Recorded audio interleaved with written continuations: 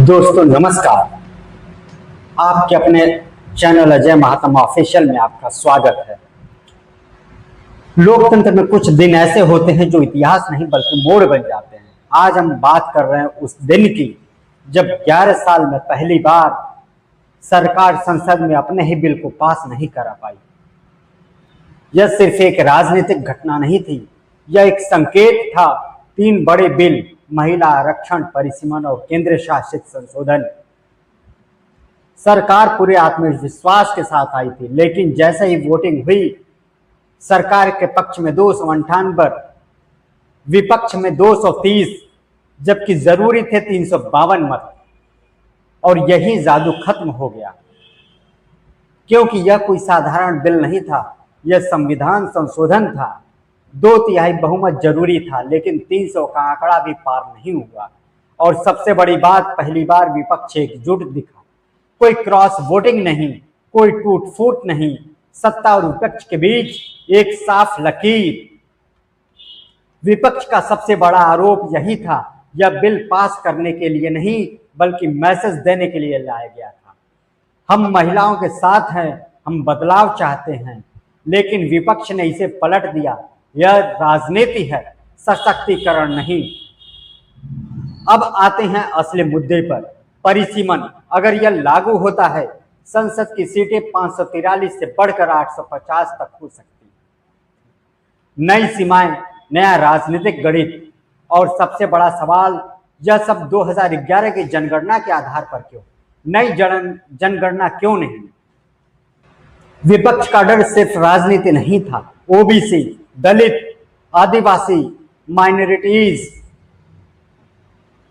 सवाल था, क्या नए परिसीमन में उनका प्रतिनिधित्व बदलेगा? महिला आरक्षण, एक ऐसा मुद्दा जिस पर कोई खुलकर विरोध नहीं करता, लेकिन इसे परिसीमन से क्यों जोड़ा गया? तुरंत लागू क्यों नहीं किया गया? यही वह सवाल था जिसने पूरी बहस को मोड़ दिया। 21 घंटे बहस, हर पार्टी, हर नेता, सवाल एक ही, मंशा क्या है? और जब वोटिंग हुई, संसद का शोर, सड़कों पर नारे बन गया। और इसी दौरान एक और बड़ा घटनाक्रम, एक बड़े विपक्षी नेता के खिलाफ एफआईआर पर आदेश। टाइमिंग पर सवाल उठे, क्या यह संयोग था या रणनीति? संसद के अंदर एक शब्द गूंजा, जादूगर। और यही शब्द पूरे नैरेटिव को बदल गया। जब तक जादू चलता है, लोग ताली बजाते हैं, लेकिन जब जादू टूटता है, सवाल उठते हैं। अब संसद से बाहर निकलते हैं असली भारत में। नेताओं की आय 370% बढ़ाने की, कारपोरेट संपत्ति 3000% बढ़ी, आम आदमी का 37% बढ़ा। और सबसे बड़ा सच, 100 करोड़ लोग। सवाल यह कि साल में 1 लाख भी नहीं कमा पाते। एक तरफ अमीरी, दूसरी तरफ संघर्ष। यह सिर्फ अंतर नहीं, यह एक खाई है। जब पब्लिक सेक्टर निजी हाथों में जाता है तो सवाल उठता है, आरक्षण कहां जाएगा?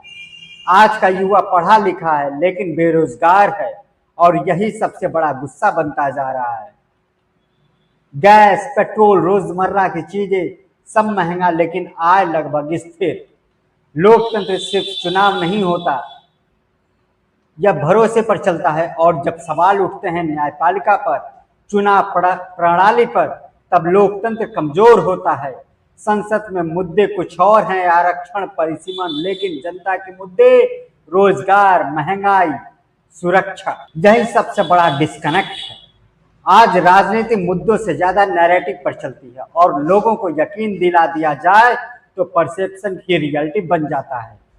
इस बार विपक्ष मजबूत दिखा, एकजुट, आक्रामक, लेकिन क्या यह जनता से जुड़ पा रहा है? इतिहास गवाह है, जब जनता उठती है तो सत्ता बदलती है। आज जनता में गुस्सा है, महंगाई, बेरोजगारी, लेकिन उम्मीद भी बाकी है। जब बहस मुद्दों से हटकर इमेज पर आ जाए तो लोकतंत्र कमजोर होता है और संसद एक सर्कस जैसे लगने लगती है। इस पूरे घटनाक्रम में 5 बड़े सवाल उठते हैं। क्या चुनावी सिस्टम बदल गया है?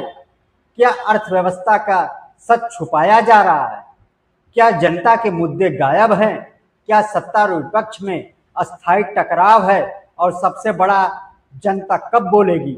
यह कहानी सिर्फ एक बिल की नहीं है, यह सत्ता की रणनीति है, विपक्ष की चुनौती है और जनता की चुप्पी। आज सत्ता नाराज है, विपक्ष खुश है, लेकिन जनता देख रही है, क्योंकि लोकतंत्र में आखिरी फैसला संसद नहीं जनता करती है। अगर आपको यह विश्लेषण पसंद आया हो तो वीडियो को लाइक करें, शेयर करें और वीडियो पर नए हैं, चैनल पर नए हैं तो चैनल को सब्सक्राइब करें और कमेंट में बताएं क्या यह सरकार की हार है या लोकतंत्र की जीत। मैं मिलता हूं आपसे अगले वीडियो में एक और बड़े खुलासे के साथ। तब तक के लिए धन्यवाद, नमस्कार।